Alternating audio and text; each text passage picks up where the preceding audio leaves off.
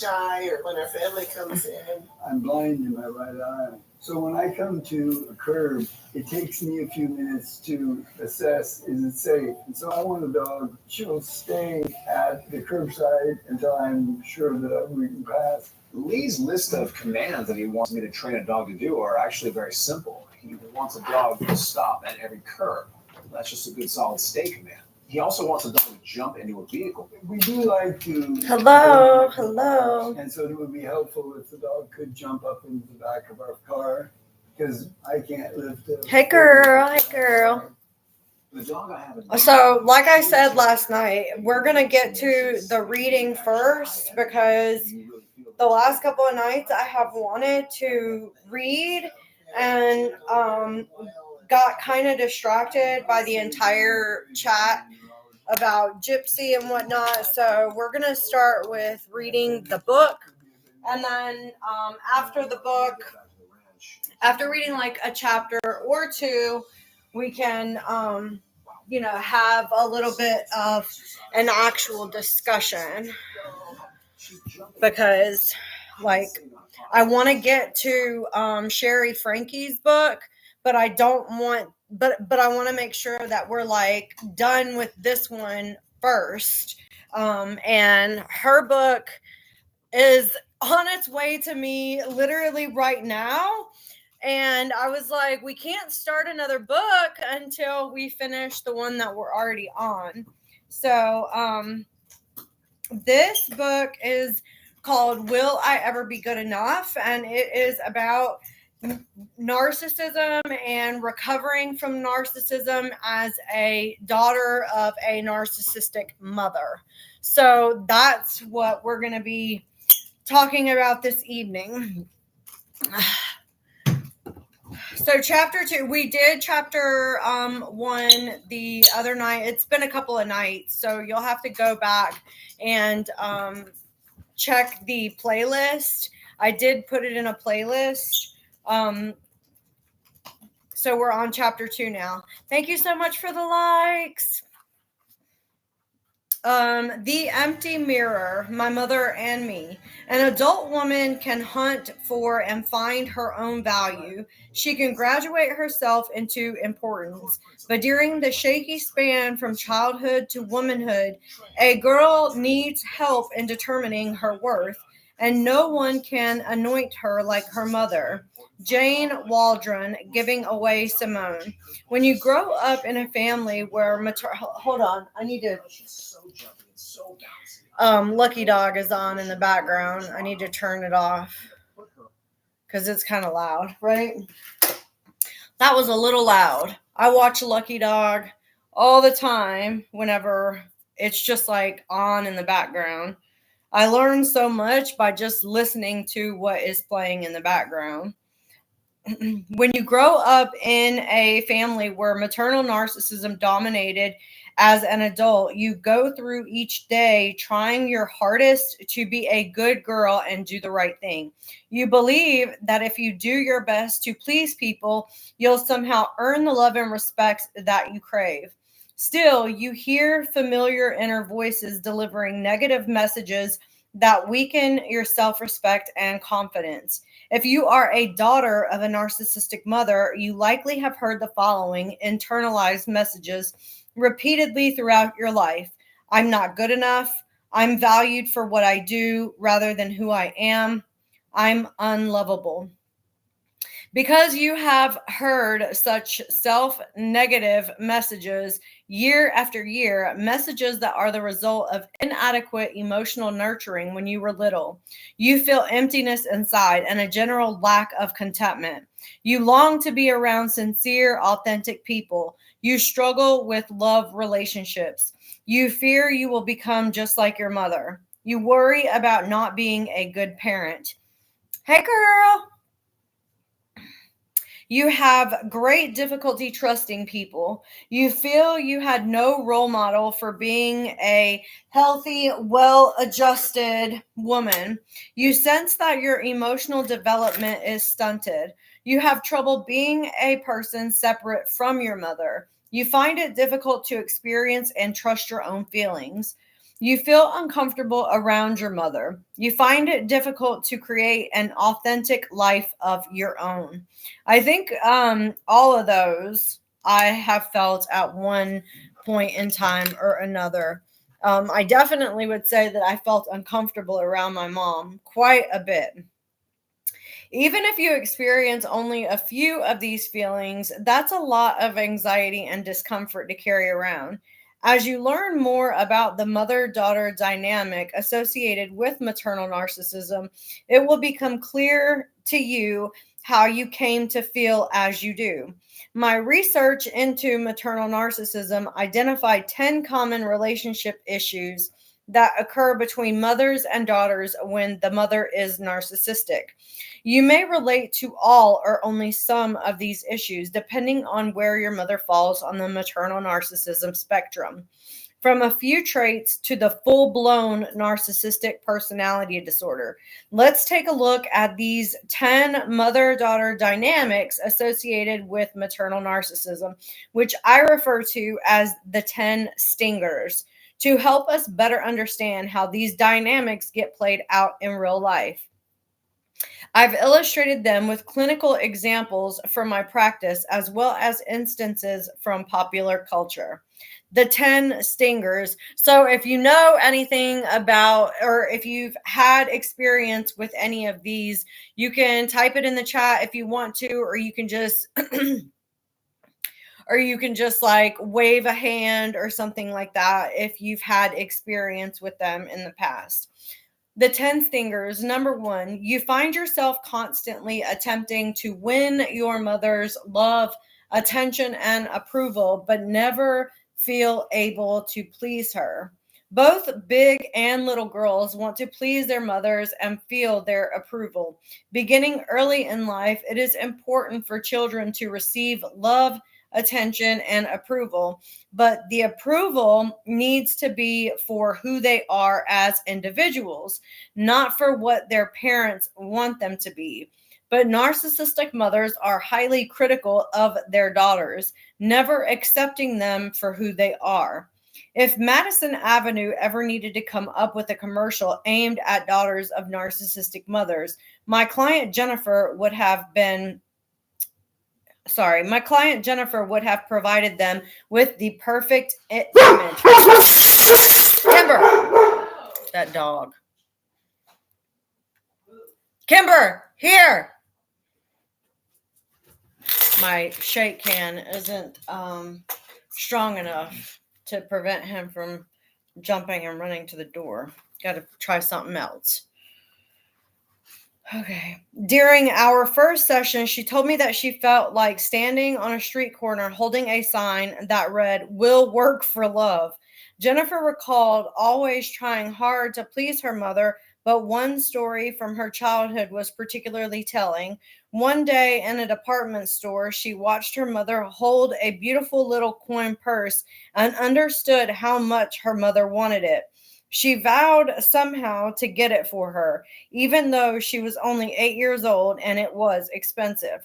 She skipped lunches at school for weeks on end until she had enough saved to buy the elegant purse for her mom. She wrapped it in shiny red paper and saved the surprise for Christmas. On Christmas morning, she eagerly awaited her mother's reaction to the gift, but was crushed when her mom accused her of stealing it and threw it across the room, screaming, "I don't want a gift from a thief." I've had that happen. That's a terrible way to feel. Mindy describes herself as a messy type and her mother as Miss Anal Retentive, a clean freak, she told me. "I tried for years to be clean and organized to get her approval, but I'm just not like her. I am right-brained. I try to keep things organized and neat, but clutter happens to me against my will. I guess I'm the creative type, and she didn't like that. I'm now 50 years old, and still, when my mom comes to visit, she can't withhold her disapproval if the newspapers are scattered across the living room floor." Lynette never could get her mother's approval. Her mom was an accomplished pianist, and Lynette strove to be just like her. Although she spent years studying piano and giving recitals, she could never live up to her mom's expectations. Quiet. Mom still clucks when I make mistakes, she told me. Quiet. Lynette decided that maybe her choice of boyfriend would finally do the trick. When I met my husband, I thought to myself, wait till she meets this guy. She'll love him and be happy that I chose him. I was hoping that she would adore him and that would finally give me the approval that I needed. But after meeting him, she actually asked me if I thought he was cute because she thought he looked a little rough around the edges and not as refined as she had hoped. I'm sure you all have had a partner that your mother did not approve of. And I think that that's okay. Like, that's normal. But just because that person isn't like attractive to her doesn't mean that they're not attractive to you, right? Like, you are a different person and can be attracted to whoever you want to be attracted to. And I think that some mothers forget that. Bridget remembers giving her mother gifts to prove her love. She felt particularly sad about a Mother's Day plaque she gave her mom with the phrase, "World's Best Mom," printed on it. Mom really didn't like it. She hung it up for a while and then she took it down and gave it back to me. Mom said it didn't fit her decor when she decorated her kitchen. I still have it. I just gave up after a while. That's pretty messed up. Like, it doesn't have to match. It's just, even if it didn't match that particular area, you can hang it up somewhere else. Put it in the bathroom, for crying out loud. At least have it hung up where your child can see that it's, that you're proud of what they did. You don't have to necessarily like it or think that it's great. Just, put it on display so your kid knows that you're proud of what they did. Number 2, your mother emphasizes the importance of how it looks to her rather than it feels to you. This is going to be kind of juicy. It's much better to look good than to feel good. Could easily be a narcissistic mother's mantra. Looking good to friends, family, neighbors, rather than feeling good inside is what's most important to her. A narcissistic mother sees you as an extension of herself, and if you look good, so does she. It may appear on the surface that she is concerned about you, but at the end of the day, it's really all about her and the impression that she makes upon others. How you look and act is important to her only because it reflects her own tenuous self-worth. Whenever you are not on display and can't be seen by others, you become less visible to her. Sadly, how you feel inside is not really important to her. I think it took me a long time to realize that my mother didn't really care about how I felt. She just only cared about what it looked like on the outside. 28-year-old Constant tells me, my mother is involved in every aspect of my life. How skinny I am, the clothes I wear, the right hair color, even my career. I've never been fat, but she put me on diet pills when I was 12 and started doing my makeup for me when I was 15, explaining men leave women who let themselves go. When I disagree with her taste, she demeans and criticizes me, even now as an adult. When I go home, I make sure to have my mother look in place. I starved myself for 2 weeks before the visit to be thin enough. Gladys reported moments in her childhood when her mother tried to be a good mom, but she could never just put her arms around me to comfort me. One time I had lost out on an audition for a high school play and I felt sorely dejected and I just needed a hug. I think she felt bad for me, but she couldn't tune into my feelings. Instead, she did the strangest thing. She went out and bought me some go-go boots and proudly announced that if I felt bad inside, At least I could look good the next day at school. Now I wonder if she was the one who was embarrassed that I lost the audition. This one's going to be really interesting too. Your mother is jealous of you. Mothers are usually proud of their children and want them to shine, but a narcissistic mother may perceive her daughter as a threat. You may have noticed that whenever you draw attention away from your mother, you'll suffer retaliation, put downs, and even punishments. A narcissistic mother can be jealous of her daughter for many reasons: her looks, material possessions, accomplishments, education, and even the girl's relationship with her father. This jealousy is particularly difficult for her daughter, as it carries a double message. Do well so that mother is proud, but don't do too well that you will outshine her. This is what I'm worried about, what is going to happen with Gypsy and her daughter, and the relationship that Gypsy will ultimately have with Ken, because Gypsy is going to be jealous of any type of relationship that her daughter has with Ken. So I can see there being some issues with that.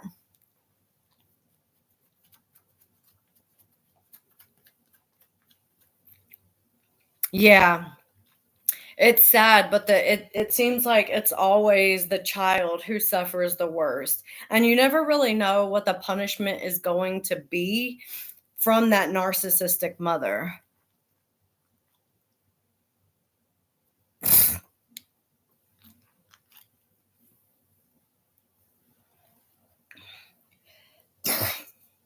Okay, where am I at? Samantha has always been the petite one in the family. She says that most of her relatives are overweight, including her mother, who is obese. When Samantha was 22, her mother ripped her clothes out of the closet and threw them onto the bedroom floor, exclaiming, "Who can wear a size 4 these days? Who do you think you are? You must be anorexic, and we'd better get you some help." So I guess this mom was saying that she was too skinny because she was in a smaller size. Felice, 32, told me, "My mother always wanted me to be pretty, but not too pretty. I had a cute little waist, but if I wore a belt that defined my waistline, she told me that I looked like a slut." I could not imagine telling my daughter that she looked like a slut. Like, that's just mean. Like, why would you want to say that to somebody that you love? Mary sadly reported, "Mom tells me I'm ugly, but then I am supposed to go out there and be drop dead gorgeous. I was a homecoming queen candidate, and Mom acted proud with her friends, but punished me. There's this crazy making message. The real me is ugly, but I am supposed to be fake. No, but I am supposed to fake it in the real world. I still don't get it." When Addie was in high school, she was interested in a modeling career and started to investigate modeling schools and programs.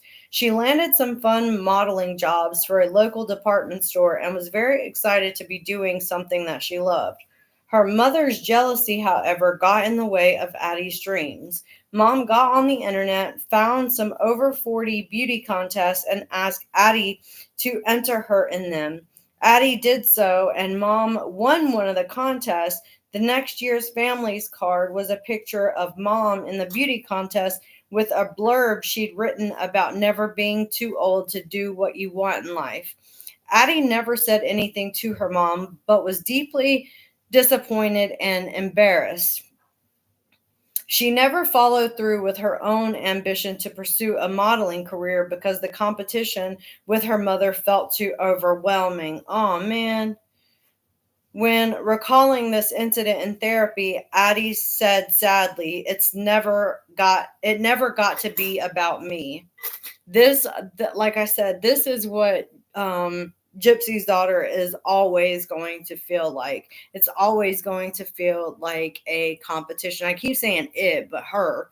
She is always going to feel like competition between her and her mom. And sadly, she's not going to be able to get to do a lot because Gypsy's probably not going to let her do very much. Laura, 50, was the youngest daughter in the family and had a close relationship with her father, but mom didn't want me to be around him.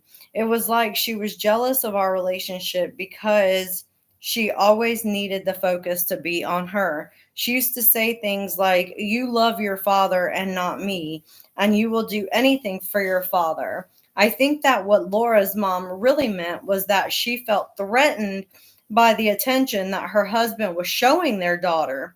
Laura told me that her mother once threw rocks at her and her father while they were planting flowers together in the yard. That's kind of messed up. Your mother does not support your healthy expression of self, especially when they conflict with their own needs or threaten her. We'll see about that, Amelia. Amelia's saying that Gypsy says she's not going to post any pictures of her daughter anywhere. We'll see about that. And that picture that she posted the other day, like, we all know that's a heavily filtered photo. Like, that's not what Gypsy looks like. And she knows that that's not what she looks like. I need to go grab something to drink really quick. I'll be right back. If you go on to Lifetime's page, that's what Gypsy looks like. Unfiltered. That's what she looks like, not this filtered photo that she posts on her page.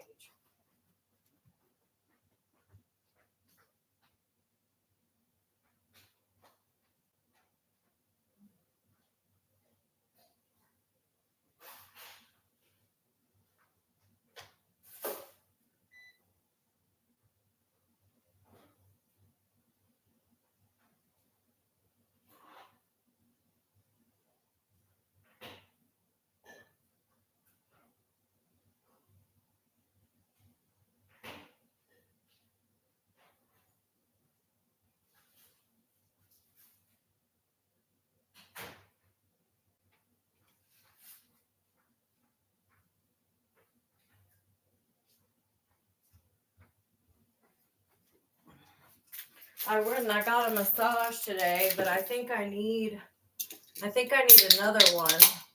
Like, my shoulders are still really, really tight and tense.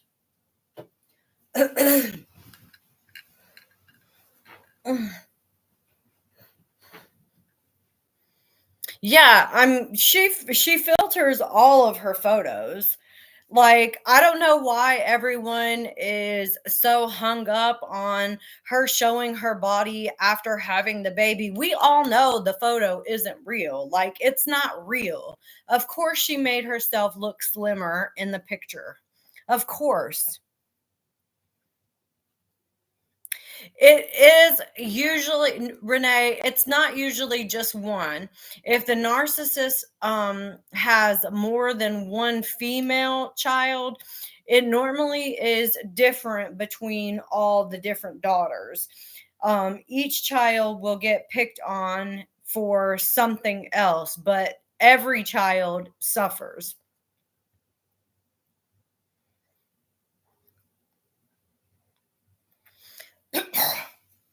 So, yeah, every child will suffer different um kind of different things than the other one, depending on, yeah, mine is too, depending on what she's jealous about with that child. So say for instance, if one child is really good at sports and the mom isn't, she's going to be jealous of that daughter for being really good at sports. And if one daughter is prettier, she's going to be jealous of that daughter because she's prettier. Or if one of them is smarter, or just whatever.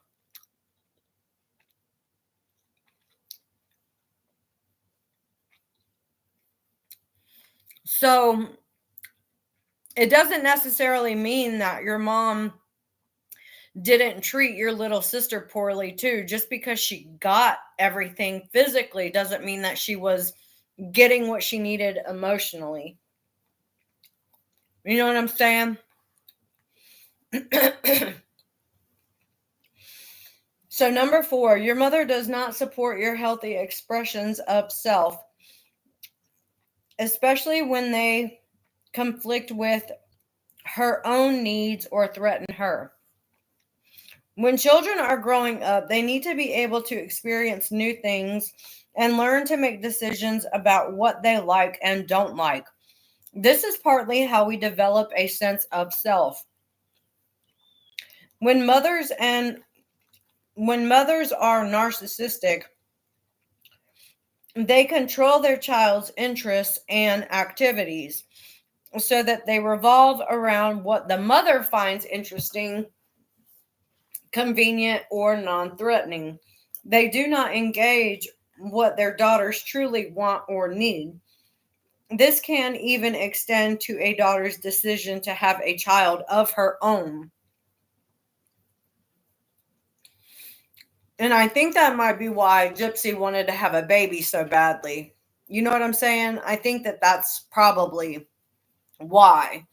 Because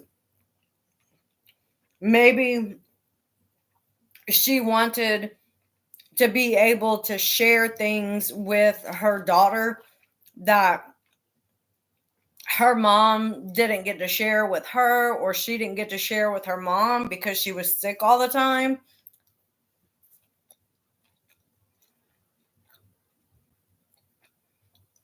That's probably why your mother favored your little sister and not you and your twin, because she was probably jealous that you and your twin sister were pretty, and she probably felt bad because your little sister was not,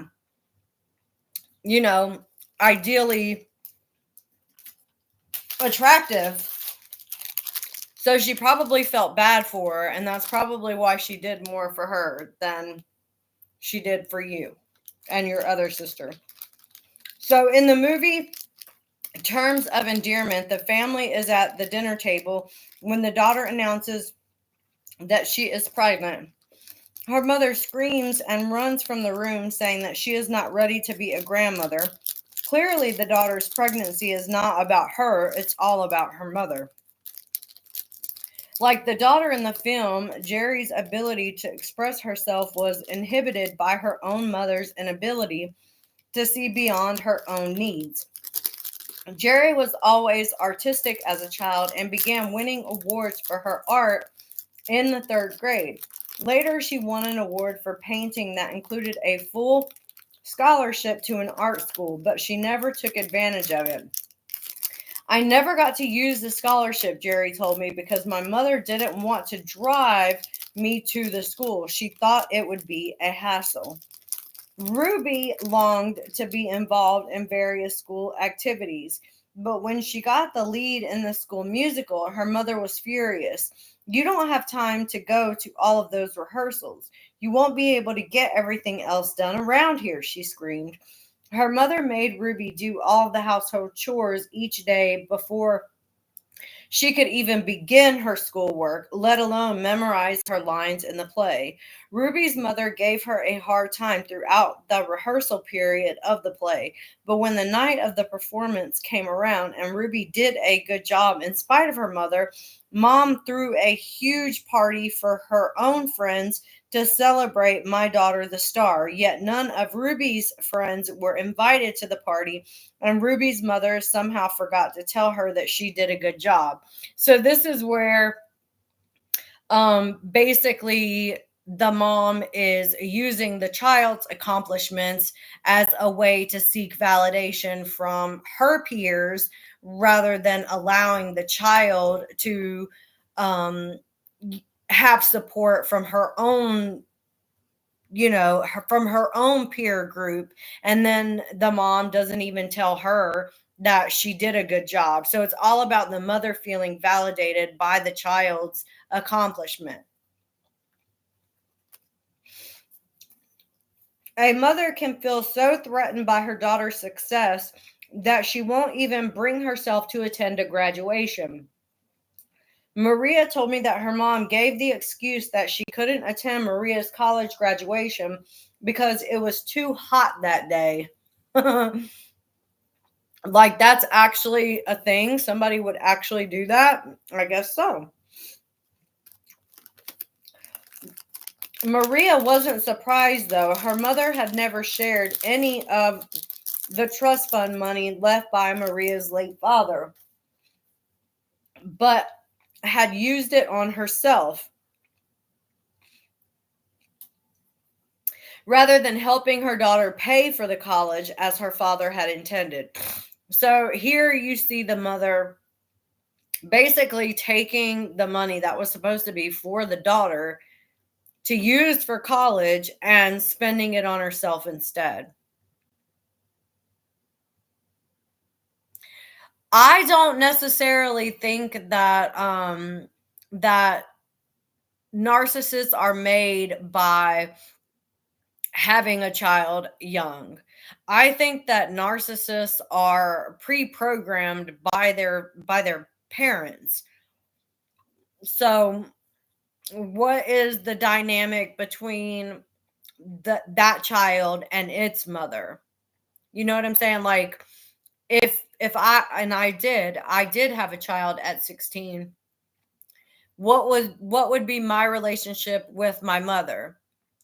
Because whatever my relationship is with my mother, and if I spend a lot of time with her, her behavior and attitudes are going to reflect on me, and then 90% of the time I'm going to repeat that same behavior onto my own child, not necessarily understanding that I am repeating the same pattern. So if you are self-aware and know, like, hey, my mom is not all there and does some pretty mean, bad things, and you take ownership of that, you see it, and you decide that you don't want to do those things, then I wouldn't necessarily say that you are a narcissist. Everybody has a little bit of narcissism in them. We all do. Some people have it more than others. So it kind of depends on whether or not you are taking those narcissistic traits and enhancing them by, treating the people around you poorly, or by not doing anything to self-evolve, grow, and change. Because we all have narcissistic tendencies. It's just some people have them way more than others. And it's hard for an empath to be like a full-blown narcissist, because we feel things that narcissists don't feel. Like, they don't have emotions like an empath does. And where, like, I'm an empath, so naturally whenever I'm around somebody who's sad, I am going to feel what they feel. I'm going to feel their sadness. And that's not to say that I want to be sad. It's just naturally what I'm going to gravitate towards, because I want to be empathetic towards what that person is going through. And so if you get around a person who is narcissistic and you kind of are around that person all the time, a lot of their narcissistic tendencies are going to rub off onto you. Hey, girl. Thank you so much for being here. Their narcissistic tendencies are going to rub off on you. And the longer that you are around that person, you become more like them, because you are taking on their personality traits rather than being who you are. Because a narcissist always wants to have control over the person that they are in a relationship with. So regardless if you're, mother, daughter, son, aunt, uncle, whatever, they want to be the primary leader in the relationship, and they want to I guess, be dominant over you in whatever ways that they can. I hope that made sense. Thank you so much for liking the live.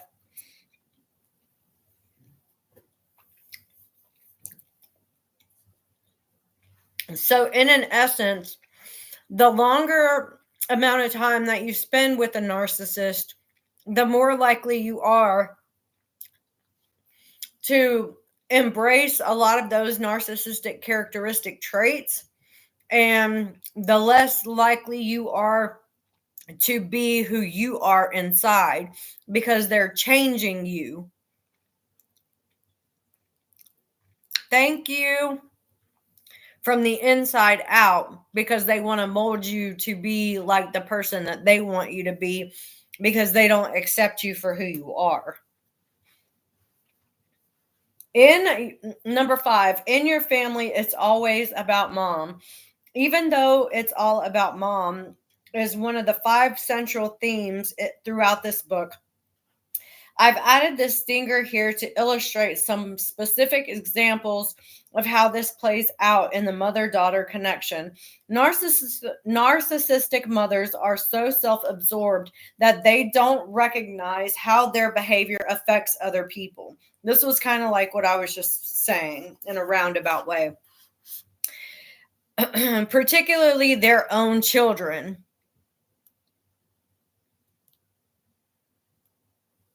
And it might be because you know and understand that maybe your mom is a little bit narcissistic. If you feel like you can't be yourself around them and you have to mold to be the image that they want you to be, 90%, oh my gosh, thank you.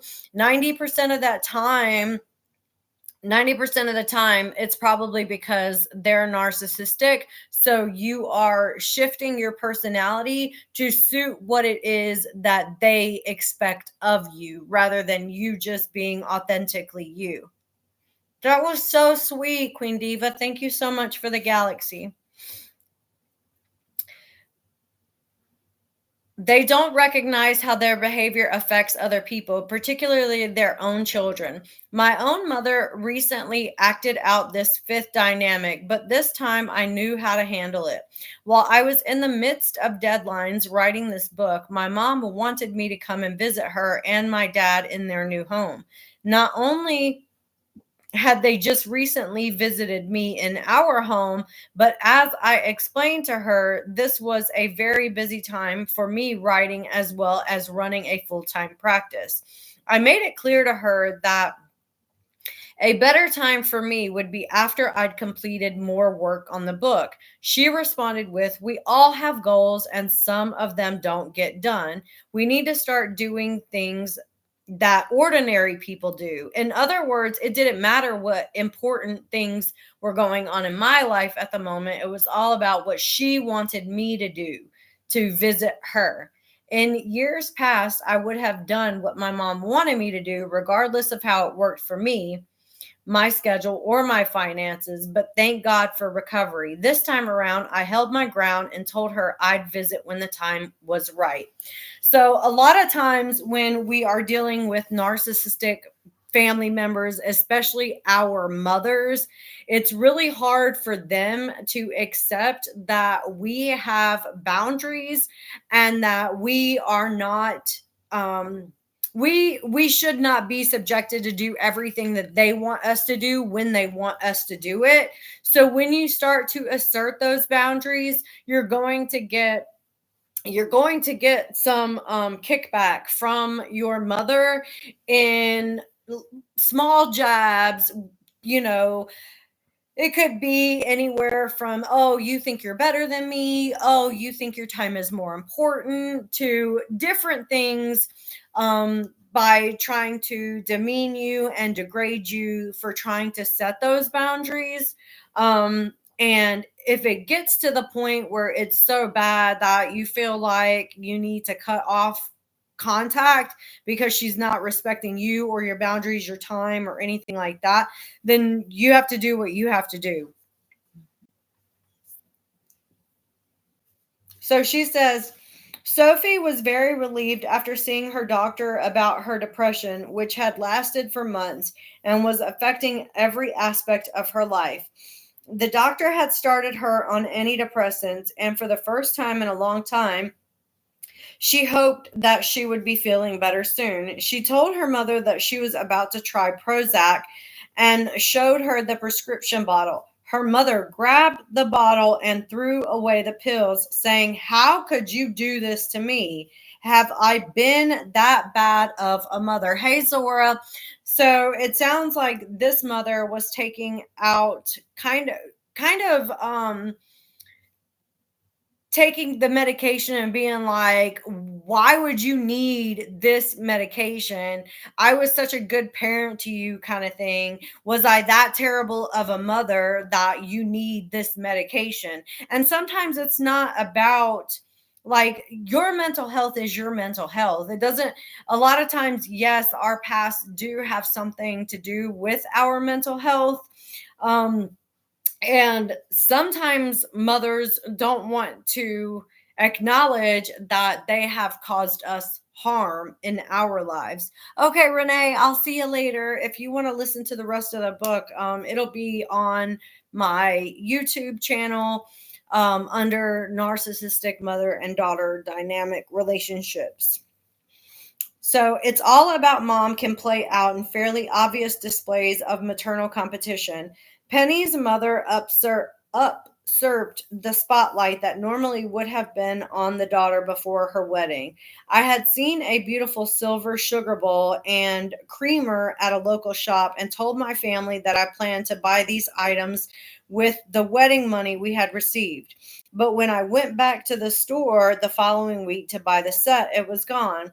I thought nothing more about it until Christmas morning when I opened presents with the family. My mother had gotten a gift of that very sugar bowl and creamer for my dad. Turns out she had sent him to the shop I told them about to get it for her. Then to top it off, she used the silver step to upstage me at a pre-wedding party.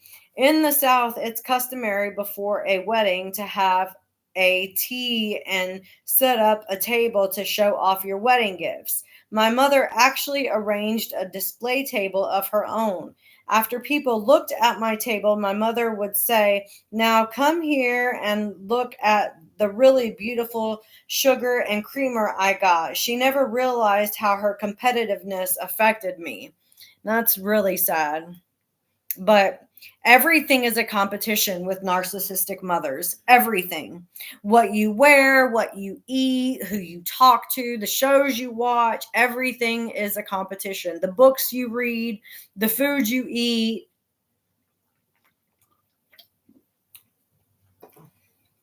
You literally can't do anything without your narcissistic mother trying to make it somehow that she's better than you. Patricia's mother is from New York and has that city's distinctive accent. Whenever she doesn't want to talk about something I bring up because she really wants to talk about herself, she will give me this certain look and say, "Whatever," and then go directly into a diatribe about her situation or feelings. It sounds like your father. Yeah, you can pretty much take everything that I'm saying and attach it to either a mother or a father figure, because it's not only mothers that can be narcissistic. Obviously, fathers and men can be too. So use it how it relates to you. It relates to me because my mother was narcissistic. I didn't have a father growing up. I did have a stepfather when I turned like 14, but he was like a pushover and really allowed my mom to treat him very poorly. He was an empath, and instead of kind of standing up to her and being like, "No, don't treat your daughter that way," he kind of allowed it. So I haven't really dealt with like in I'm sorry, just me. She said it's bringing up lots of feelings that she thought she had let go of. I know. I know. It does the same thing with me. I'm glad that you're coming back and you're listening to it though, because even just hearing about it and then processing your emotions will help you to, recover a little bit more.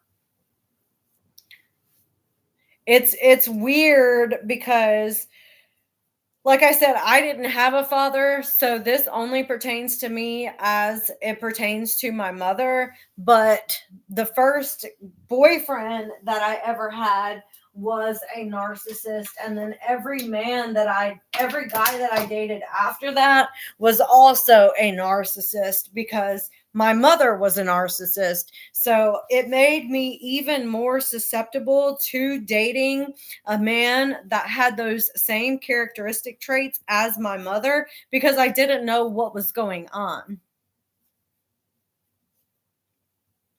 I'm so sorry that your mom did that to you. So, Just Me is saying that she didn't have a father and that her mom would always remind her that no one could ever love her because her dad didn't love her. So, how could anybody else love her?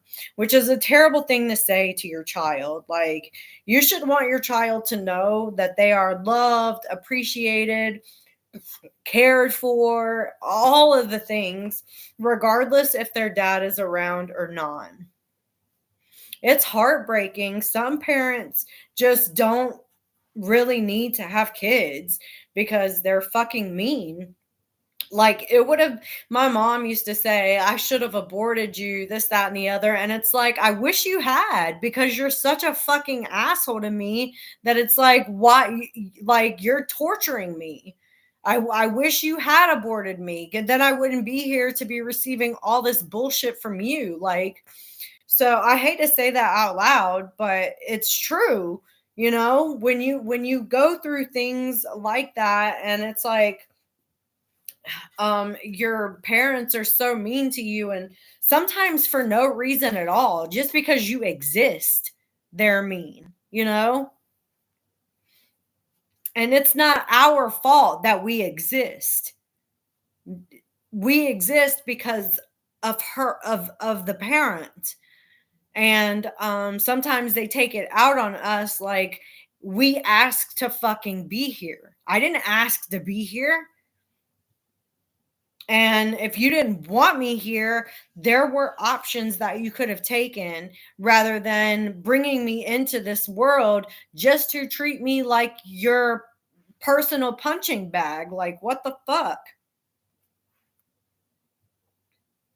And it took me a long time to actually grow enough balls to separate myself from my mother because I always wanted a relationship with my mom. Like, I saw other girls having, dates with their mom, doing things with their mom. And I was like, why can't my mom just be like that? Like, and I craved this relationship that I wanted that I knew I was never going to get. But I romanticized, like, maybe it'll happen this year, maybe it'll happen this year, maybe it'll happen this year. And it just never happened. But I kept hoping, holding on to hope and putting myself through more and more abuse every single year as the years went on and went on and went on until finally I was like, I can't do it anymore. I don't want to have anything to do with you. I realize you're never going to be the person that I want you to be.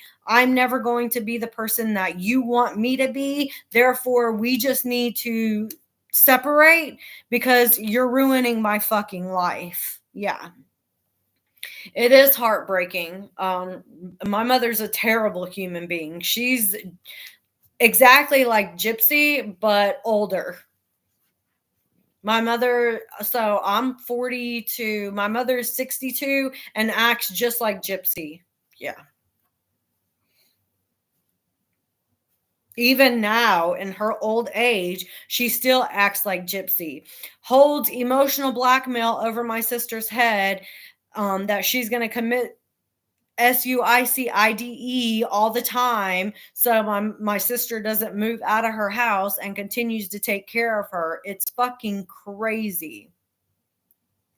Yeah, when I quit socializing with my family, my life improved. I mean, so much. It's taken time because I've had a lot to work on, and I've had to really like do some self-reflection and inner work. But when I separated, I mean, it didn't take very long for me to climb the ladder, because I, if I think back, I was always worried about what she was going to think of me or how she was going to degrade whatever my ideas were, that I never really took the time to take very many risks because I was always being judged by certain things. So I'm glad you're here, Buffy. So whenever I quit talking to her, I started taking those risks that I had been so afraid to take before because I was, afraid of being judged. And my life started to get better and better and better, and I started to focus on me. I quit focusing on trying to make her happy, and I started focusing on trying to make me happy as an individual. And I think that's where the clarity came in. Even an infant's behavior can be misconstrued by a narcissistic mother who sees everything in terms of how it affects her. Now, I want you to listen to this part and then think about Gypsy's daughter, Aurora. So, even an infant's behavior can be misconstrued by a narcissistic mother who sees everything in terms of how it affects her. In the film Pieces of April, the mother describes how she hates her daughter, April. She says, "She even bit my nipples when I breastfed her. Oh, Mobby," we imagine the infant girl saying, "I didn't mean to. I was only a few months old." Your number 6, your mother is unable to empathize. I don't think my mother ever empathized with anything that I went through. I think she constantly critiqued me regardless. Oh, that baby feels the energy. I'm sure she's crying a lot, especially when Gypsy gets frustrated. Lack of empathy is a trademark of narcissistic mothers. When a daughter grows up with a mother who is incapable of empathy, she feels unimportant. Her feelings are invalidated. When this happens to a young girl, an older girl, or even a young woman, she often gives up talking about herself or tuning into her own feelings. Alice was distraught over her divorce, and her mother constantly pressed her for details, which didn't help.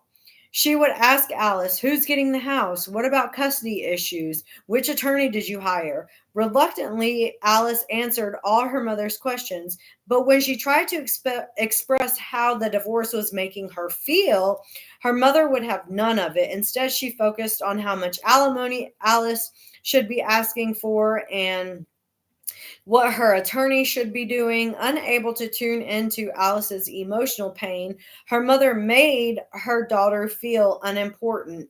Alice kept asking herself, "But what about how I feel? Do I matter?" So I want to just stop for a second and talk about the fact that when you're dealing with a narcissistic parent, a lot of times you aren't able to express yourself freely. So having conversation for me, it was pretty much all about answering questions that my mom had for me. And it wasn't really about having an actual conversation. It was more along the lines of just answering questions.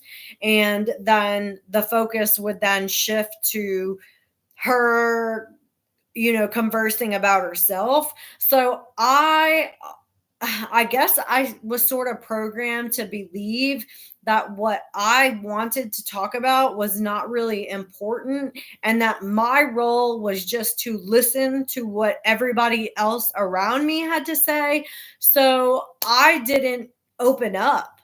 I didn't really talk to many people and still don't when it comes to like the things that I do, how I feel, and all of those things, because I've been so used to just being the listening ear that it's taken me some time to actually learn how to communicate openly and actually talk to people, not asking questions, but actually have a conversation. You know what I'm saying? Like, I can get a conversation going because I'm really good at asking questions and getting conversations started, but I don't know how to engage conversation with myself being the one who's narrating the conversation, if that makes sense.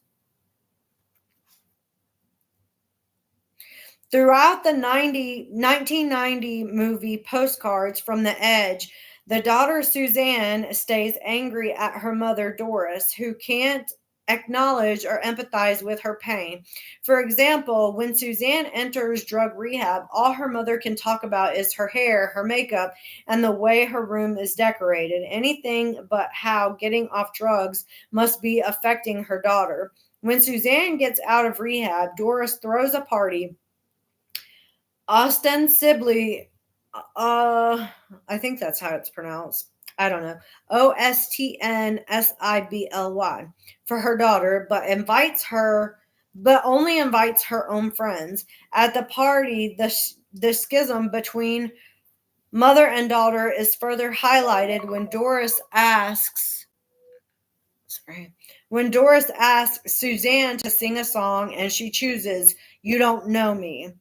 Doris then upstages and humiliates her daughter by singing the song "I'm Here," obviously referring to how she was there for her daughter during her awful year of rehab. At the infamous party, Suzanne finally sings, "I'm checking out of this heartbreak hotel." Checking out of her mother's world, in which empathy was non existent, is exactly what this daughter needed to do.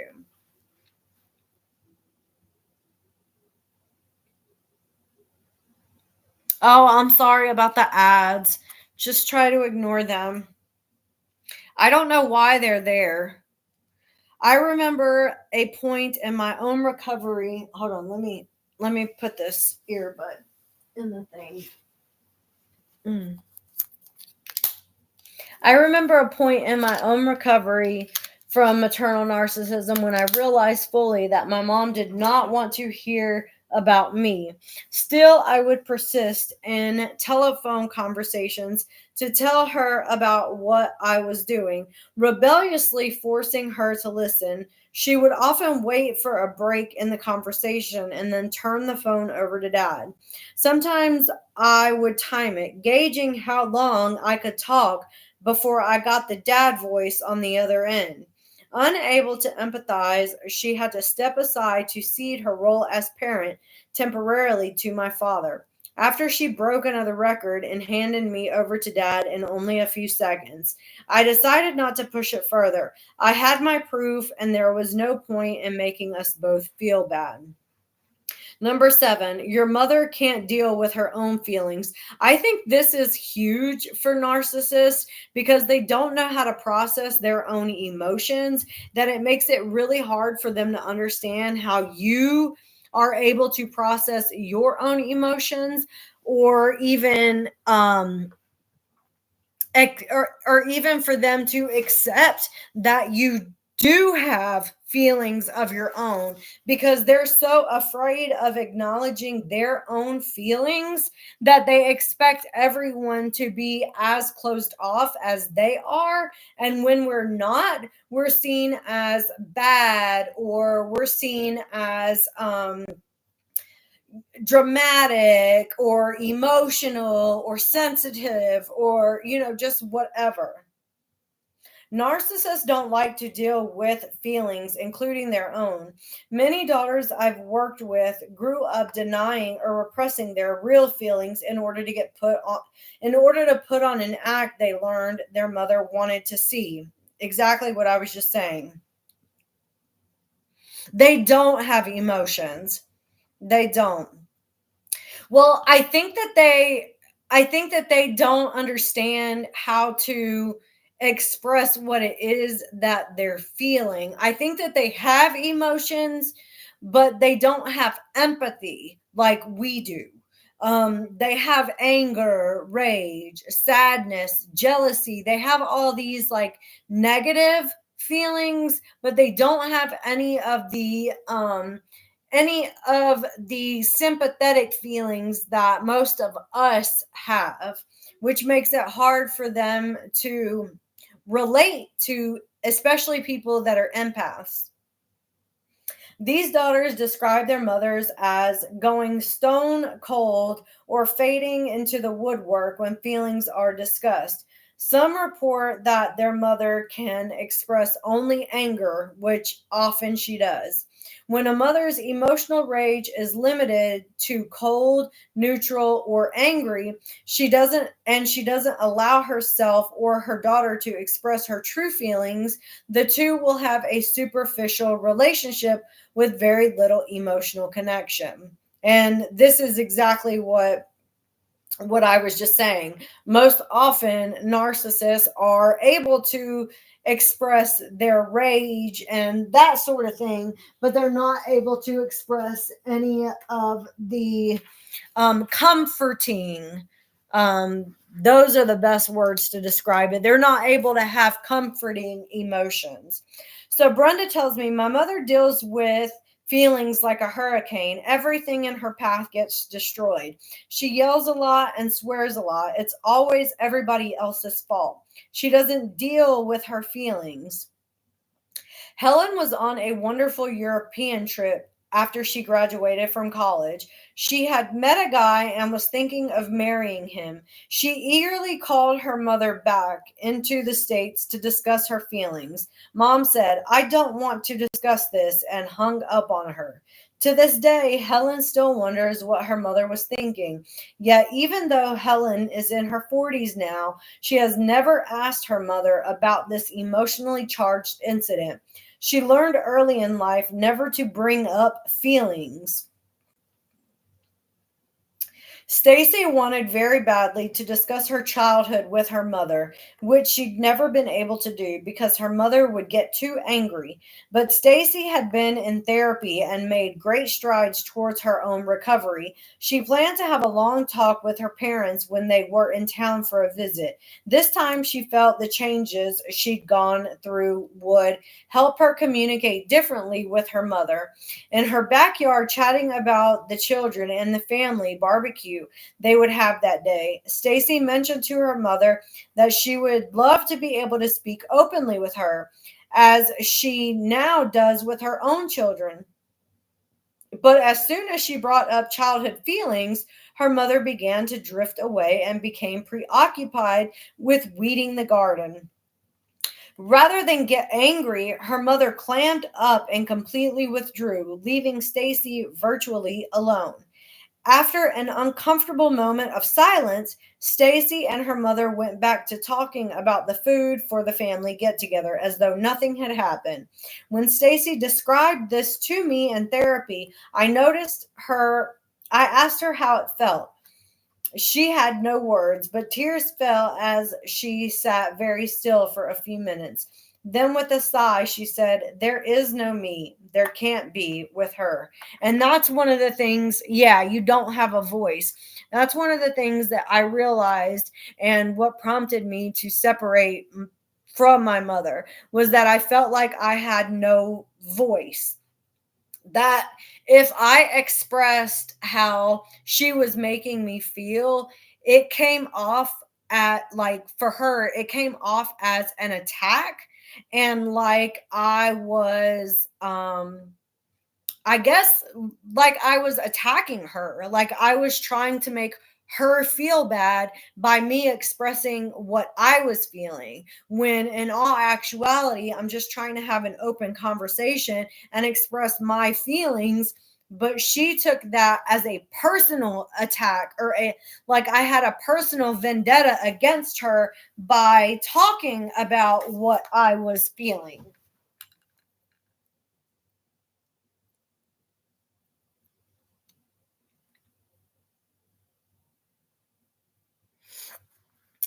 Whenever narcissists get angry, hey Beatnik, whenever narcissists get angry because they don't know how to regulate their emotions, the thing that they do the most is they yell. My mother yelled a lot. I'm talking a lot. She was always yelling, especially first thing in the morning. I fucking hated that because it's like I'm getting up to go to school and you're automatically yelling and you're like trying to make everyone have a bad day. So like remember when Ryan was trying to have that conversation with Gypsy about not closing TikTok because they still had money that they could collect from TikTok, and you immediately see her get red, flushed in the face, and start screaming at him. It's because at that point in time, she felt like he was questioning what her motives were. So she gaslit him, turned it around on him by yelling at him to make him feel like he was the one who was all about worried about the money or whatever. And you noticed that he was trying to have a very calm, civil conversation with her, like, hey, tell your probation officer, like, this is your way of making an income. And she just immediately got offended and fucking started screaming at him, because that's all narcissists know how to do. They don't know how to rationalize. They only know how to scream and yell to try to get their point across. They don't know how to have a conversation like you and I are having right now and disagree and still stay calm, because they think that if you are disagreeing with them, you are challenging them, and therefore you are the opponent and you are not on their side anymore. So you are not able to challenge a narcissist because they view that as direct opposition, and you are now considered the enemy. Yeah, I hated that. So me having my kids, I never yelled at them in the morning. I never yelled at them. I really ever yell at them at all because I don't like that. I think that there are ways to communicate what it is that you want without screaming at the person that you want it from. So my kids have never had like a morning where we're like rush, rush, rush, screaming at each other with chaos and drama and conflict first thing in the morning, because how you start your morning sets the tone for the rest of your entire day. So you want your morning to be start off calm and productive, not with screaming, throwing, cursing, that sort of thing. Yelling has given me chronic post-traumatic stress. That's why I do have a very loud voice now, like even when I talk, and it's not on purpose. It's literally how I've been trained to have to talk. So people think that I'm yelling, but I'm not. I'm literally just talking in my regular voice, because in order to communicate with every single person that I've been a partner with in my life, I've had to excel to their level in order to get my point across. And they were always 10 octaves above me. You know what I'm saying? So it was like I felt like I had to compete to get to their level in order for them to hear what I had to say. So it's taken me some time to actually, you know, lower my decibels so that I'm not speaking so loudly, but it's taking time. It's really, really hard work that I've had to work really hard. Thank you, Beatnik. It's been honestly, it's been a lot. My life has been one struggle after another. I'm finally at a point in life where I don't have to worry about struggling, and I'm really happy about that. Yeah, just me. And it's not because that you're trying to yell at people. It's because we've been programmed. In order to be heard, we have to be loud. I mean, it's just what's happened over the years of being around narcissistic people who don't allow you to speak unless you are as loud as them, or you won't be heard unless you are as loud as they are being. So it's a process to try to reduce that. Just take your time with it. I think acknowledging, like we did just now, acknowledging that we know that our voices are loud and our voices carry is the first step to figuring out a way to speak softer and still get our point across. I'm practicing. I'm practicing every day. Another thing that I'm having to practice is being excited, because anytime that I was ever excited about something, I was always made to feel shame for it, or I was made to feel like I shouldn't be excited about things. So anytime something good ever happened, I had to basically hold my excitement inside. I never really got to express outwardly, like, excitement. You know how people get excited and they're like, I never got to do that. So I'm having to really practice being excited, being happy, and being able to accept things from other people. Thank you. Being able to accept things from other people and actually smile when I get it, because I'm excited to receive something, because it was so programmed me, from childhood, not to show so much excitement about things. Because if you did, then you knew, hey, patience, if you did, then you knew that say if I was excited that I got this as a gift. If I got this as a gift and my mom knew that it was exciting for me, this would have gotten destroyed, because emotional abusers take what is important to you and they break it, because they want to hurt you in some way, shape, or form. And if they're not going to physically harm you, they are going to physically harm the things that are important to you. So you can't be excited about anything that you have in front of them, or they will know what to go and grab to destroy first. So I feel really sorry for Gypsy's daughter, because that's what she's going to go. Yeah, that's what she's going to go through. That's why I wanted to read this book, because I wanted other people to hear like what happened to me, because everything that happened to me is what her child is going to experience. The emotional abuse and the breaking of things that are important to you, like, say for instance, her and Ken aren't together, but Ken gets Aurora a doll or a little teddy bear like this. Something like this would be used to emotionally manipulate the child, whether it gets thrown away, gets tossed in the washing machine and gets shredded, just whatever. Because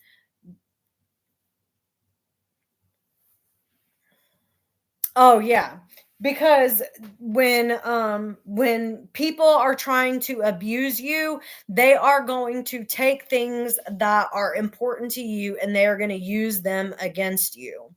And anything that the father gives you is going to be damaged, because They don't want you to have anything because you're not worthy of having any gifts from them because they're not with the mother anymore.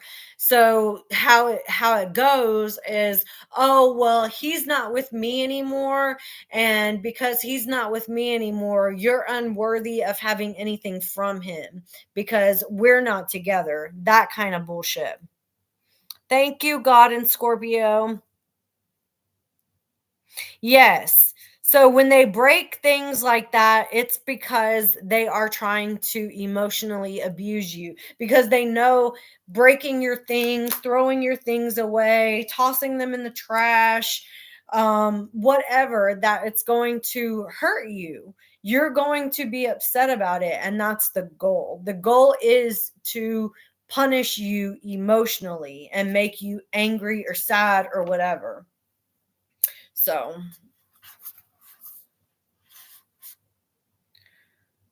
y'all, I have I have so many stories, It's not even funny. I have dealt with narcissistic people for almost 40 years of my life. So there is a lot that I could tell you. But I'm not going to go through all of that. We're just going to keep reading. Where was I? Okay. Stacy saw that her mother can't deal with her own feelings or her daughter's, and that the emotional distance from her mother was truly unbridgeable.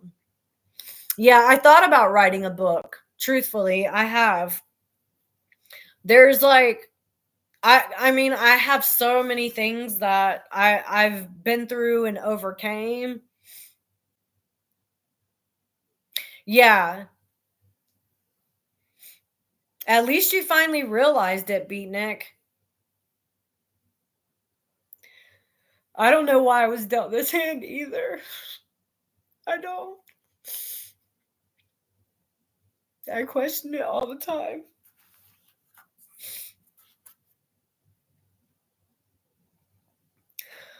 The unfairness of it.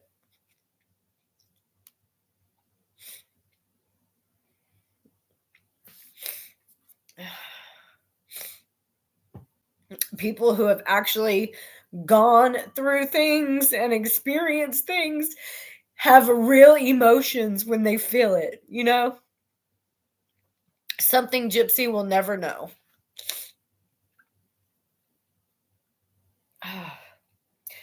Number 8, your mother is critical and judgmental. Oh my gosh. It is very hard for an adult to get over being constantly criticized or judged as a child. I think being criticized and judged as a child really affects you deeply mentally. We become overly sensitive about everything. Narcissistic mothers are often critical and judgmental because of their own fragile sense of self. They use their daughters as scapegoats for their bad feelings about themselves and blame them for their own unhappiness and insecurity. Children and sometimes adults don't understand that the reason mom is so critical is because she feels bad about herself. So instead of recognizing the criticism as unjust or a product of their mother's frustration, they absorb it. I must be bad or mother would not be treating me this way. These negative messages from our early upbringing become internalized. We believe them to be true, causing us great difficulties later in life. A narcissistic mother's criticism creates a deep feeling within her daughter that she is never good enough. It is incredibly hard to shake. Marilyn's unique talents were overlooked by her mother, who could focus only on and criticize what she perceived as Marilyn's faults. Her mother was a good dancer and valued people who were into music, particularly those who could dance well. She sent Marilyn to ballet and tap lessons as soon as she could walk and talk, but Marilyn was a singer, not a dancer. Mom told me I was unteachable. a klutz. She would even tell this to her friends, and I remember them laughing about it. Even though I was good at singing, all she could say was, "Too bad she can't dance." So instead of focusing on the good thing about her daughter, she focused on the negative things. When Sharon married her third husband, she was afraid to announce the news to her parents because she knew her mother would be wary and critical. After Sharon told them the exciting news, her mother said, "I could get a spot on the Guinness World Records. I could tell them I have only one daughter, but 3 sons in laws." Sharon cried almost an hour when she told me the story, and I have to admit, I cried with her. Anne related in therapy that she tries hard to be independent, but her mother has affected how she views the world and feels about herself. "I'm insecure about my abilities. I always sense that my mother is looking over my shoulder, and if I make the tiniest error, it's like she's there judging me. Everything I do has a piece of 'what would mom think' in it. She's always a voice in my head." Remember what I was saying earlier? It's that constant voice in your head that's saying, "Oh, that idea is going to be stupid. Oh, you're not smart enough to do that. You're not pretty enough to do that. You're too fat to do that." Whatever it is. Chris told me that she was fearful of inviting her mother to her wedding. Mom thinks she knows it all and is so critical and judgmental. I was afraid that during a quiet moment in the wedding, she would say, "I give them 2 years." People are so rude. Thank you so much, Buffy. I've had to deal with narcissists in the workplace too, God. Thank you so much for being here and listening to me. I think we all can learn a little bit from all of this. I've spent several years learning about narcissism and relationships because I couldn't understand why I kept attracting people who were abusing me. I didn't get it. I didn't understand what it was that kept either allowing myself to get abused or attracting people who were abusive towards me. So I was like, I need to figure out, like, what is it? What am I doing wrong? And when I finally realized the when I finally realized that my mother was a narcissist, and the reason why I kept attracting narcissists in my life as partners was because I hadn't dealt with the issues that I was struggling with my mom, and that I kept attracting partners that were similar to her. They were just men, not women. And they were basically all the same. They just had different faces and names. Yeah, they are really good. Like when talking about like um Gypsy being able to find these people that are so easy to manipulate, it's because she is able to sense people who are vulnerable. Like I would just say, like, I was vulnerable to being abused because I had not worked on myself. I am cozy. Right. That was what my thoughts were, that I'm constantly attracting abusive people, so it must be me. But then when I started looking inside at myself, I realized that it wasn't me, that it was the trauma that I had experienced as a child in the relationship as it related to my mother. It was that trauma that I never dealt with, that I kept reintroducing as different relationships. Thank you so much. It's a lot, you guys. It's a lot. We're all like having a moment. Having a moment. Uh Number 9, your mother treats you like a friend and not a daughter. I've been single for 2 years now, and I feel really good about being single. I feel like I wish that I had known when I was 14 years old before I got in my very first relationship that having a partner is no good if you're not good yourself. And I think that I was really focused on trying to find a relationship that was going to fix me. Yeah, I have a dog. I got a dog 2 years ago, 3 years ago. That's him right there. That's my dog. And it was when I got my dog, to be honest, it was when I got my dog that I realized I didn't need the man that I had in my life. And then I got rid of him too.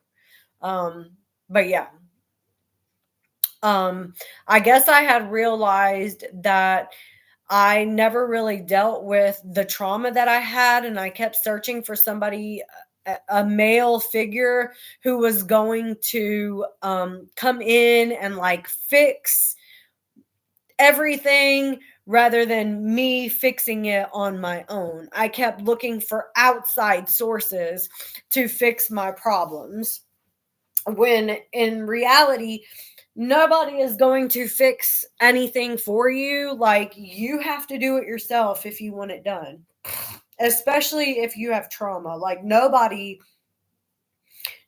can heal your own trauma but you, because they don't know what your trauma is. Yes, you can talk to them about your trauma, but your trauma is yours and you have to be the one to fix it. In a healthy mother-daughter relationship, the mother acts parental and actually takes care of the child. The daughter should be able to rely on her mother for nurturing, not the other way around. During the child rearing years, the two should not be friends or peers, but because mothers with narcissistic traits usually did not receive proper parenting themselves, they are like needy children inside. With their own daughters, they have a captive audience, a built in source for the attention, affection, and love they crave. As a result, they often relate to their children as friends rather than offspring, using them to prop themselves up and meet their emotional needs. Sometimes being a supportive friend to her mother is the only way for her daughter to get positive strokes for mom. The daughter may fall into the friend role willingly, not even realizing there is something terribly wrong with the arrangement until much later in life. Ever since Tracy can remember, her relationship with her mother was like being best friends. She says, I was always 12 and I would hang out. No, I was only 12 and I would hang out with my mom and her friends. I would cut her friend's hair and we would all go on diets together. My mom and I were totally enmeshed. She would tell me everything about her friends, my dad, and their relationship, including the sexual stuff. It didn't matter that I was uncomfortable hearing about all that. She needed me to be there for her. Cheryl's mother was a single parent and dated constantly. When she arrived home from the dates, she would tell Cheryl about the man that she dated, when they did what they did and how she felt about him. My mom's total life was about dating, and I had to hear about every escapade. I bet that was so disturbing. Right. A child is never supposed to be born with a job of making the parents happy. And yes, and that is called codependency too. I think that that's the problem, that Gypsy's daughter has already been born with a purpose, with the purpose of making Gypsy happy, um, keeping their relationship together. She's been born with a job already. And that no child should be born with a job. Have a good night. Enjoy work. Cheryl's mother. Oh, I really wanted mom to be into me and what I was doing, but we always had to talk about her boyfriends and her emotional life. Just imagine how weird that is to listen to your mom talk about her sexual escapades with these men and you're like 14 years old. Oh, she is absolutely going to. Absolutely. I'll talk about that in a minute. Cheryl also said that her mother left her with a nanny most of the time and didn't bother coming to any of her school activities. She didn't even know who I was dating or what I was involved with at school, but I knew all about her social scene. There are many adult topics to which children should not be exposed. Children need to be allowed to be children, to focus on the things that matter to them, and they should not be burdened with adult concerns. Narcissistic parents involve their children prematurely in the adult world. A narcissistic mother who constantly confides in her daughter about difficulties in her relationship with her husband, for example, does not know or understand how painful this can be for a child. The daughter knows that she shares traits with her father as well as her mother. So criticizing a young child's father is like criticizing the daughter too. The daughter needs to be allowed to depend on both her parents, but when a mother shares adult concerns with her daughter, a healthy dependence becomes impossible. The daughter feels insecure and alone because she has no parent on whom she can depend. She also feels guilty about not being able to fix the parental marriage problem or her mother's issues. Again, the internal message she's left with is I'm not good enough because I can't fix my mom's problems. In part two, we'll see how this self negating message affects a daughter's love relationship later in life.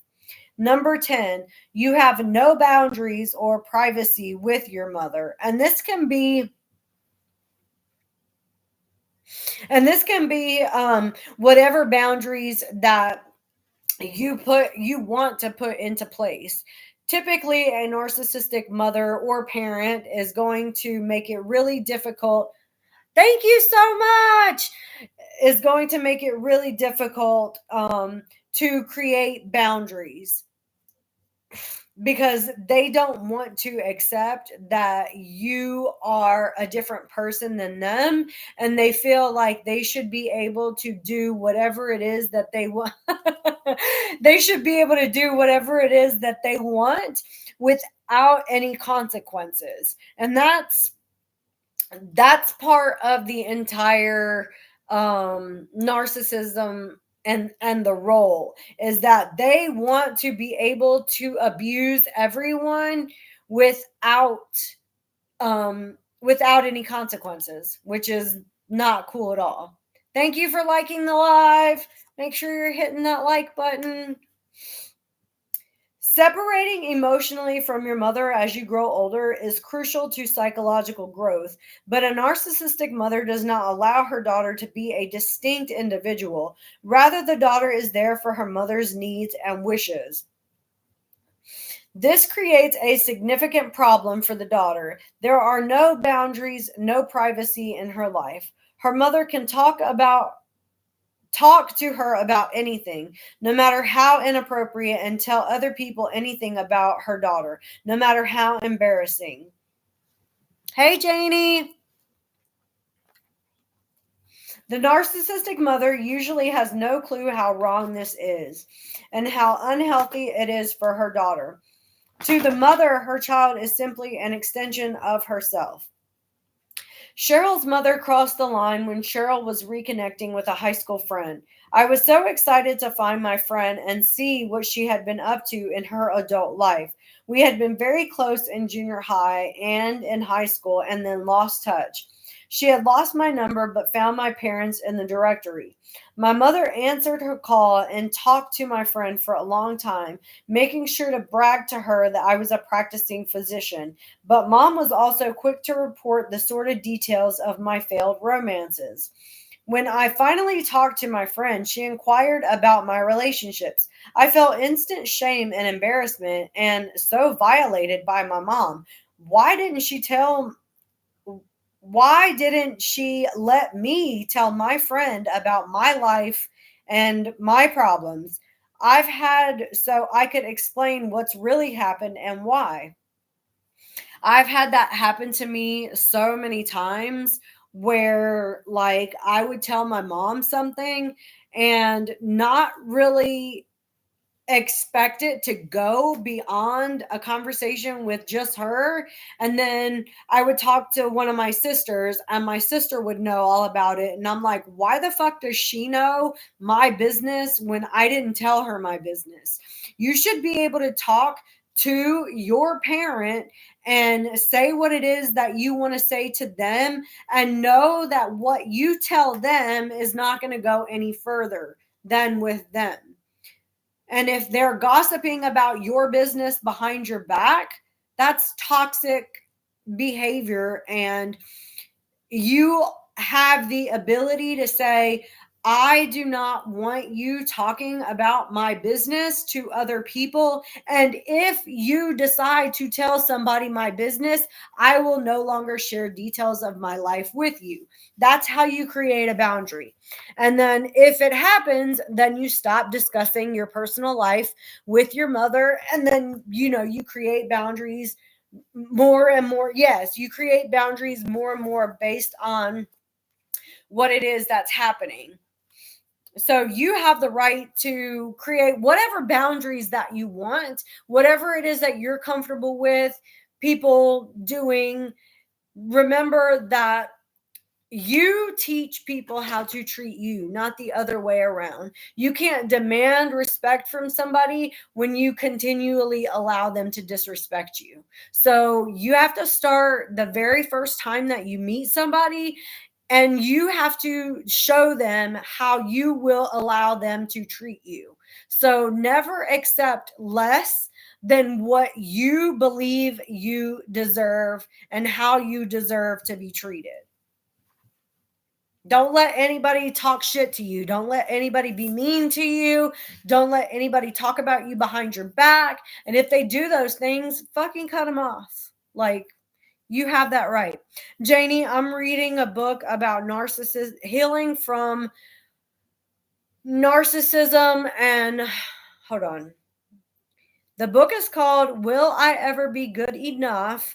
And it's about healing the daughters of narcissistic mothers. Marion's mother violates her actual physical space by using a key to her house and slipping in every once in a while to check up on Marion's housekeeping.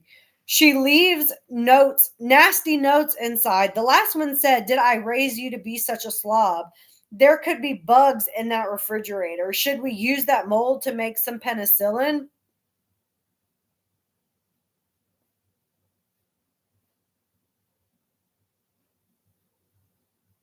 Oh, I knew what you were meaning. Isn't that terrible? Like, why would you say that to your child? Ruth's mother has no boundaries when it comes to Ruth's boyfriend. Mother hugs, kisses, and even sleeps with them if I break up with them. Come on. Once she was at my birthday party and started making out with my ex-boyfriend in front of all my friends, and she was still married. When I confronted her, she said, "Well, he asked me to go home with him, and I said no." I told her, "Thanks, Mom. Thanks for that consideration." Like, wow. I'm glad. I kind of figured that this would be a little bit of therapeutic, Can you imagine that? Breaking up with a guy and then going to a party and seeing your mom make out with him and she's married to your dad? Like, what? These moms out here be crazy.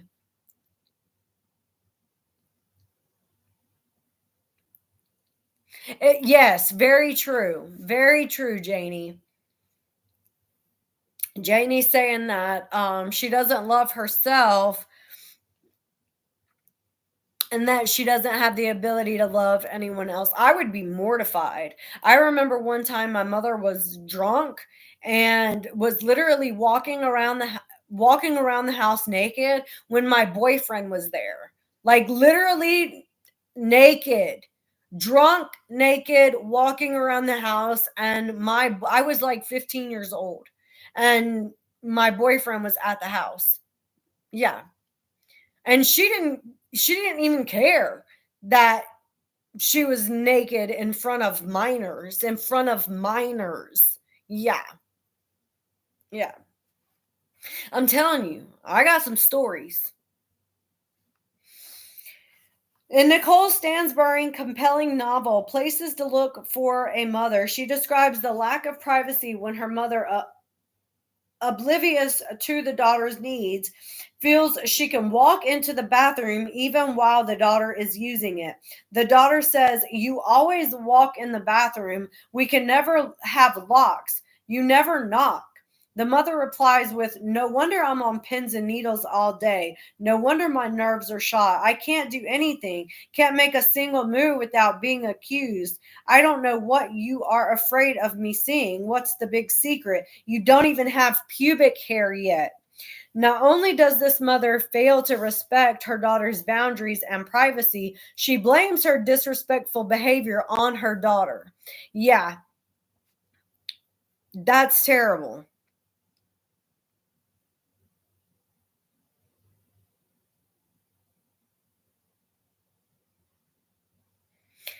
My mom did some of the same shit, Whisper. Did some of the same shit. My mom was a drunk and partied and always had men running in and out of the house. Didn't give a fuck that I had to get up and go to school the next day. Or my sisters. In order to become a healthy, mature, independent woman, a daughter needs to feel she has a separate sense of self apart from her mother. Narcissistic mothers don't comprehend this. Their own immaturity and unmet needs obstruct their daughter's healthy individuation, which stunts emotional development. Where am I in the mirror? Sadly, due to the detrimental effects of these 10 stingers, when the daughter of a narcissistic mother looks for her own image in the mirror, she has trouble seeing herself. Instead, her sense of self is merely a reflection of how her mother sees her, which is too often cast in a negative light. Through each stage of development, daughters can't help internalizing the negative messages and feelings their narcissistic mothers have conveyed over the years. You may have forgotten exact events or emotional traumas, but you have likely memorized the self defeating messages. We daughters carry these into our adult lives. They create unconscious emotional and behavioral patterns that cause us problems and can be very difficult to overcome. You can silence these messages once you understand the origin and influence and work to formulate your own healthy beliefs about yourself. You can learn to supplant these negative voices and change your self image by learning more about how your mother developed her narcissistic behavior, as we'll discover in the next chapter. A self absorbed mother has a vulnerable self esteem, which causes her to project her own self hatred on her daughter. Maternal narcissism takes numerous forms, and we'll explore these different types of narcissistic mothers in chapter 3.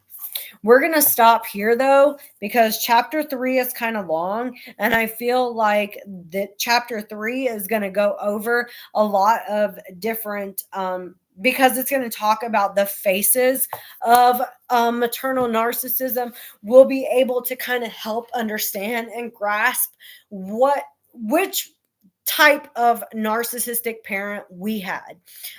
Because we know that we had a narcissistic mother or father or whatever, but each type of narcissist is a little bit different. So it'll be interesting for us to kind of decipher through to see.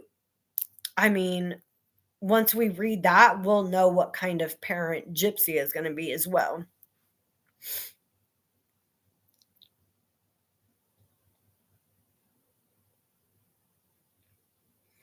Your mom sounds like mine, Janie. I'll be on again tomorrow night at 7 p.m. Eastern Standard Time. And we're reading, the book is called Will I Ever Be Good Enough? Healing the Daughters of Narcissistic Mothers. And we're on chapter 3. This book has 14 chapters, so we still have a ways to go. And if you want to hear chapter 1 and actually the introduction and chapter 1, I posted that on my YouTube channel. I think it was like 4 days ago. You do have to go back, but it is in a playlist of Narcissistic Mother and Daughters is the playlist if you want to go back and hear the first couple of chapters.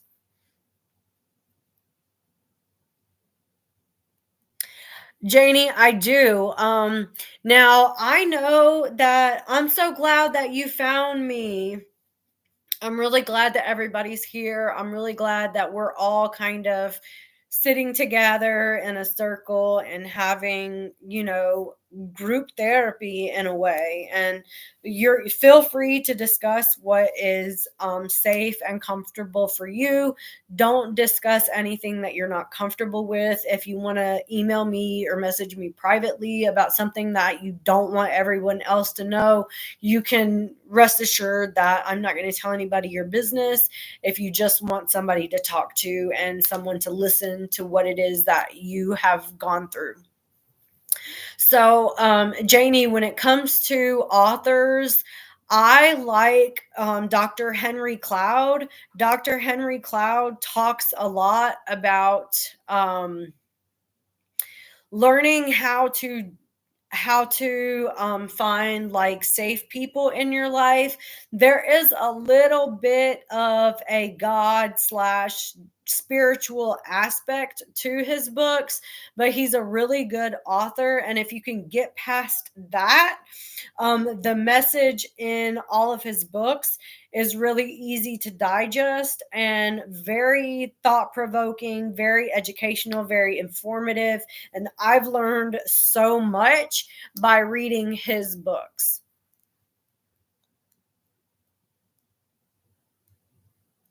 Did you email it to me? Because I didn't see anything unless it went to my spam.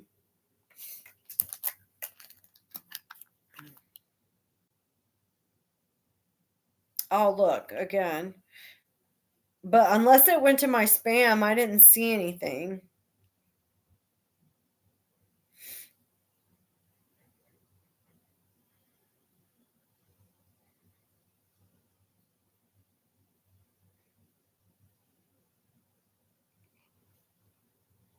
Oh, on Messenger. I have to check those.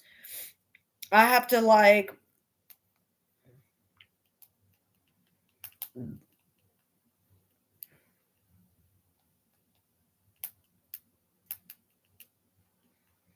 because it doesn't always pop up as a message request. So, yeah, here you are. So I have to literally go into my spam and check it.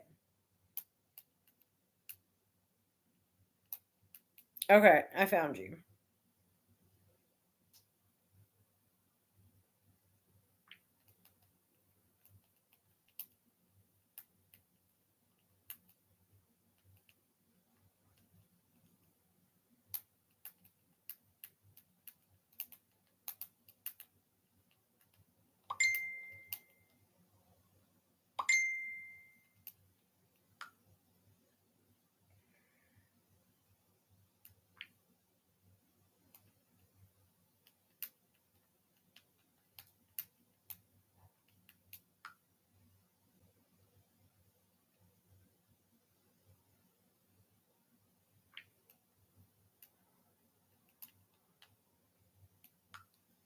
Sorry. I have a hard time, and so whenever I go into my spam, I try to catch up on all the messages that I've not been able to see. It doesn't tell me that I have messages sitting in my spam, so that's a little frustrating because it's like I feel like it should highlight that there's something there and you need to go in and check it, but it doesn't do that.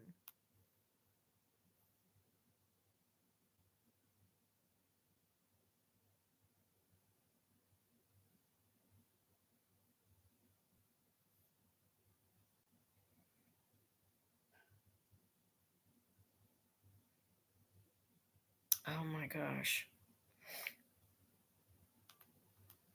People are so nice to me. No, we're taking a break from reading the book now, Janie.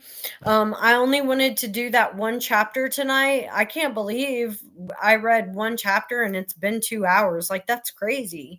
That was a pretty long chapter, I guess. I'll be able to really look at the pictures here in a minute once we get off live. So thank you so much for liking the live. Thank you everybody for being here.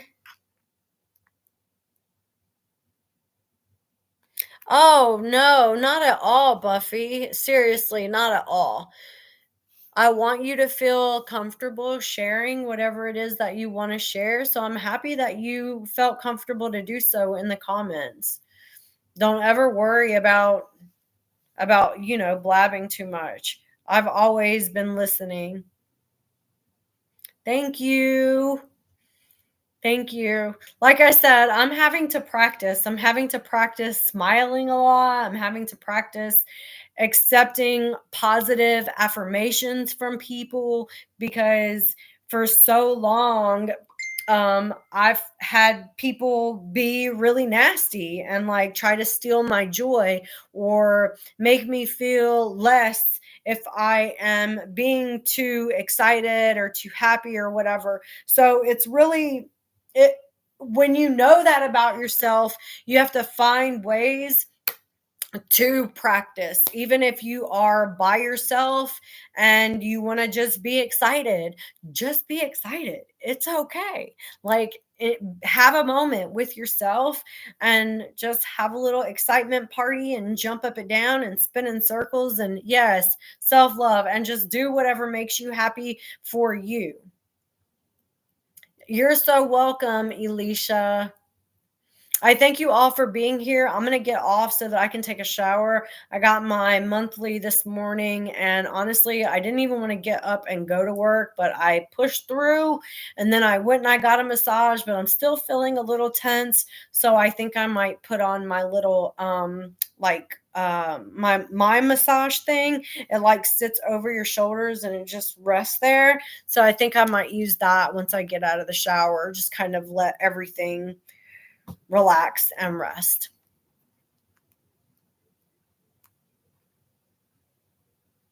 I'm so glad to hear that, Kathleen. Good for you. Standing up for yourself.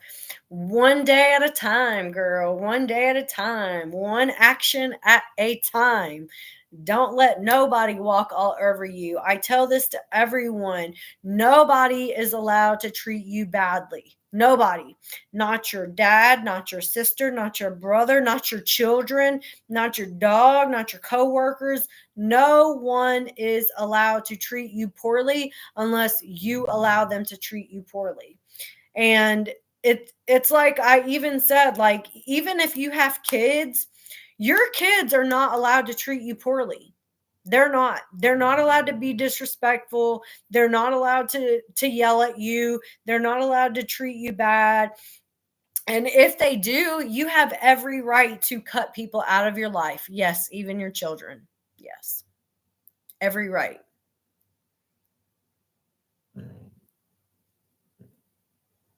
I'm so glad that I mean, I'm not glad that you can relate, but I'm glad that you found a place that you feel safe.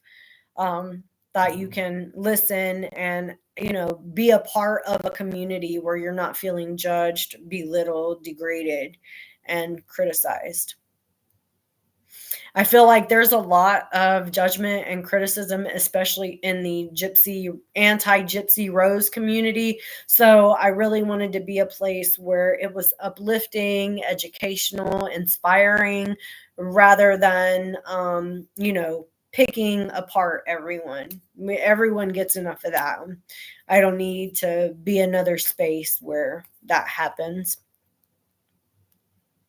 Yeah, it's not being selfish to do that. Like, if you have adult children and they're being disrespectful to you and they're not like contributing to your life in a positive way, you don't have to keep them in your life. I know that sounds mean, but you don't. You don't. Love is reciprocated, and if it's not, you don't have to give people your love, attention, and affection. You can cut it off at any time. And you don't automatically have to give anyone respect. People earn respect. You're not automatically given respect. Most people who go to prison are, institutionalized. She will be, Janie. She will be. I'll see you guys later. She will be. She's not in jail right now. Like, she's not in prison. She's not in prison right now, but I can best believe you that it won't be long before she is back in prison for some reason or another. I don't know what the charge is going to be, but she will find herself back in prison. I am thinking that it'll probably be something like fraud, not necessarily like a violent crime. Oh my gosh, Ryan Anderson is on live. Today. Hold on, let me think. What can I reveal? If any gay guys are watching, with Perez Hilton. Because that doesn't happen, and I would love that. I would love to go. No way! You're telling me that doesn't happen to you? 90%. I can't watch this. I have to get off. But if you want to go and watch, Ryan Anderson is on live right now with Perez Hilton. I got to get in the shower, so I can't like watch it right now. But maybe somebody will clip it for me. Yeah. Maybe child endangerment. Yeah, that's for sure. Or negligence. Something along those lines. I don't know what all the laws are in regards to children and being neglectful are, and like what and like I smell like a wet dirty dog, and like what